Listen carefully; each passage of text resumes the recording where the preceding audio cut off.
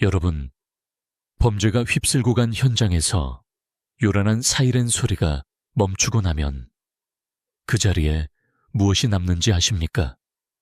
경찰차와 구급차가 떠난 뒤 덩그러니 남겨진 집 안에는 세상에서 가장 무거운 침묵이 찾아옵니다. 그 침묵은 그냥 조용한 게 아닙니다.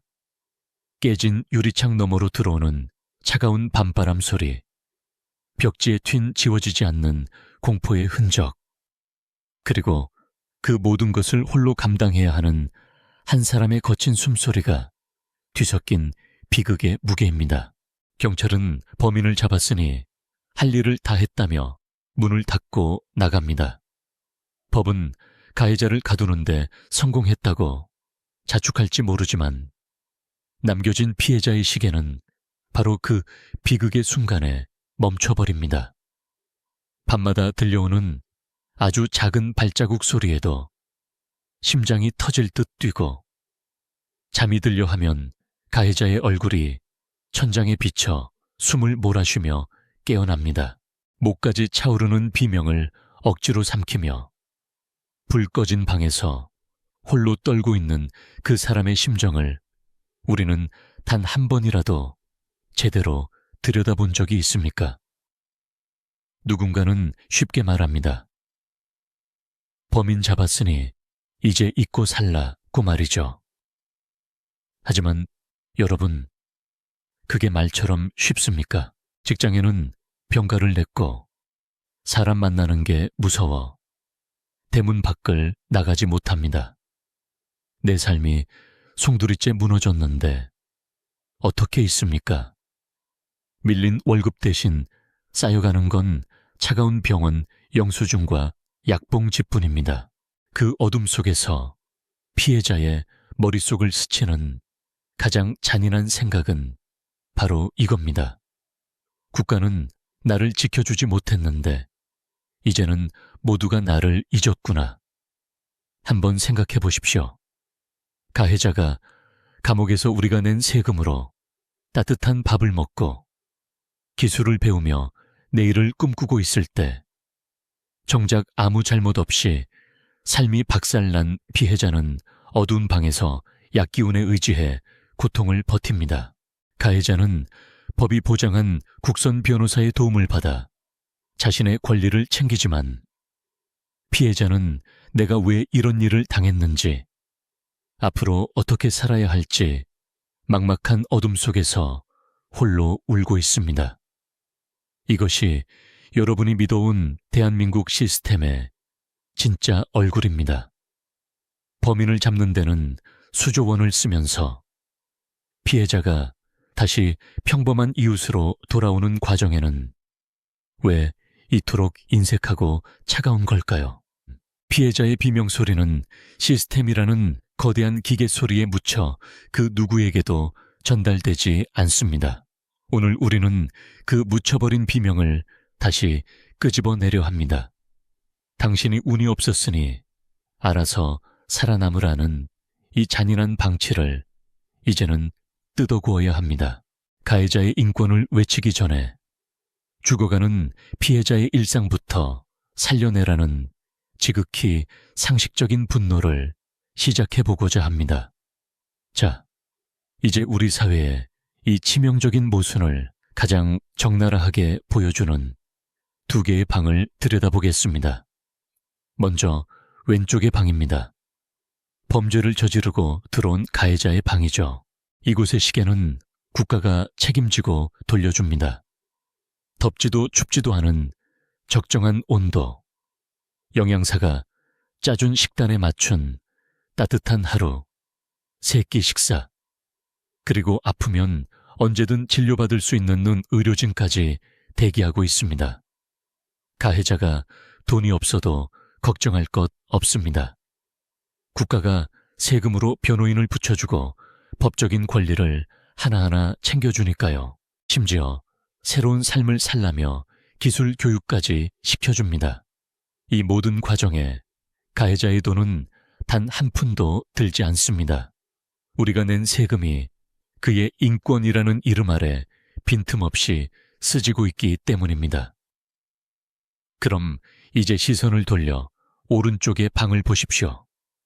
바로 피해자의 방입니다.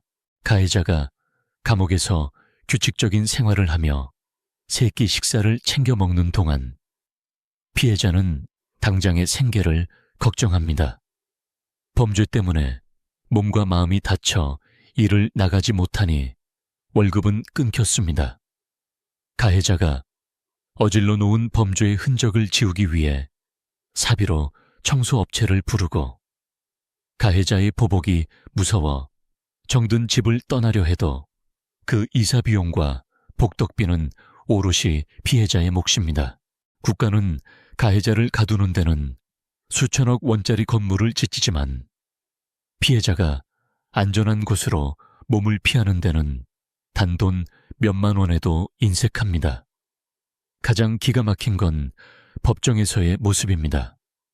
가해자는 국가가 붙여준 변호사와 함께 당당히 방어권을 행사하지만 피해자는 내 돈을 들여 변호사를 사지 않으면 재판이 어떻게 돌아가는지조차 알기 힘듭니다. 가해자는 법의 보호 아래 있는데 왜 피해자는 각자 도생에 정글로 내몰려야 합니까? 피해자의 방에 켜진 희미한 촛불이 꺼지기 전에 우리는 이 거대한 예산의 흐름과 시스템의 방향을 완전히 뜯어 고쳐야 합니다. 여러분, 제가 우리 시스템이 차갑다, 인색하다고만 말하면 세상 사는 게 원래 다 그런 거 아니냐고 하실지도 모릅니다. 하지만 전혀 그렇지 않습니다. 지금부터 제가 보여드릴 해외에 기발한 사례들은 단순히 돈 좀 더 주는 이야기가 아닙니다. 그것은 국가가 국민을 대하는 태도의 문제입니다. 자, 그럼 지금부터 우리 시스템과는 완전히 다른 길을 걷고 있는 피해자의 시간을 되돌리는 3가지 기적을 하나씩 만나보겠습니다. 그 첫 번째 문은 바로 즉시 개입입니다. 여러분, 범죄 직후의 골든타임. 우리나라는 피해자가 직접 서류를 들고 관공서를 찾아가야 하지만 어떤 나라들은 국가가 신발도 안 신고 피해자에게 달려갑니다. 당신 곁에 국가가 와 있습니다. 먼저 영국의 빅팀 서포트라는 곳을 설명해 드려야겠네요. 이곳은 정말 기가 막힙니다. 경찰이 범인을 잡기 위해 현장을 조사하는 동안 다른 한 팀은 벌써 피해자의 집 문을 고치고 있습니다. 단순히 문고리만 바꾸는 게 아닙니다. 가해자의 발길질에 박살난 현관문, 돌덩이가 날아온 유리창을 거 그 자리에서 즉시 새 것으로 갈아 끼웁니다. 이제 오늘 밤은 안심하고 주무셔도 됩니다. 이 한마디가 피해자에게는 수억 원의 보상보다 큽니다. 심지어 충격으로 출근을 못하는 피해자를 위해 요원이 대신 사장님께 전화를 겁니다. 이건 국가가 보장하는 유급 휴가 대상이라고 아주 못을 박아주죠. 미국의 비밀 쉘터는 또 어떻습니까? 내 집이 공포의 현장이 되었을 때 국가는 위치조차 비밀인 현대판 성을 내어줍니다. 24시간 무장 보안 요원이 입구를 지키고 그 안에는 아이들 놀이방부터 전문 상담사까지 상주합니다. 가해자는 감옥에 갇혔지만 당신은 국가가 만든 안전한 성에서 보호받는다는 확신을 주는 겁니다. 여기에 뉴질랜드의 가족 컨퍼런스는 따뜻함까지 더합니다. 법정으로 가기 전 마을 어른들과 양가 가족이 한자리에 모입니다. 차가운 법에 잣대만 들이대는 게 아니라 우리 마을 할머니가 충격을 받으셨으니 네가 한 달간 마당을 쓸고 장을 봐드려라. 같은 생활 밀착형 판결을 내립니다. 공동체가 나서서 깨진 일상의 조각을 붙여주는 이 온기. 저절로 입꼬리가 올라갑니다. 피해자가 시스템을 찾아 구걸하게 만드는 게 아니라 시스템이 피해자를 찾아가 보호하는 것. 이것이 상식입니다. 두 번째 기적입니다. 경제복구형. 돈 때문에 비참해지지 않게 합니다. 범죄보다 무서운 게 범죄 이후의 가난이죠. 이 나라들은 돈 문제를 해결하는 방식이 정말 기발하고 단호합니다. 가장 먼저 오스트리아의 국가 성읍제를 보십시오. 가해자한테 돈 받을 때까지 기다리세요 라는 무책임한 말, 이 나라에선 안 통합니다. 피해자가 신청하면 국가가 치료비와 이사비를 먼저 계산해서 딱 줍니다. 그럼 가해자는 공짜냐? 절대 아니죠. 국가는 가해자의 재산, 미래 월급, 심지어 감옥 안에 영치금까지 뒤져서 시원 한 장 안 남기고 끝까지 뜯어냅니다. 개인이 못하는 싸움을 국가가 대신 해주는 겁니다. 벨기에의 노동 대가송금 방식은 시원하기까지 합니다.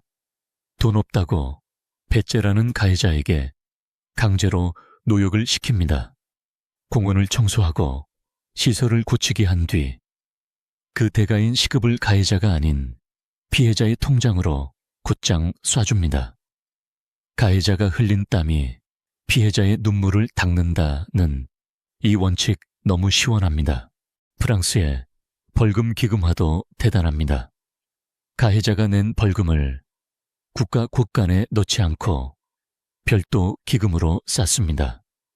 가해자가 지은 죄의 대가가 피해자의 상담비와 변호사 비용으로 바로 흘러가게 만든 거죠. 여기에 독일과 북유럽은 트라우마로 직업을 잃었다면 다시 일어설 때까지 생활비와 교육비를 국가가 책임집니다. 세 번째 기적입니다. 주체성 회복형. 피해자는 구경꾼이 아닙니다. 마지막으로 마음의 상처를 치유하는 방식입니다. 이 나라들은 피해자를 재판의 조연으로 두지 않습니다. 일본의 피해자 참가 제도를 보십시오. 피해자가 검사 바로 옆자리에 나란히 앉습니다.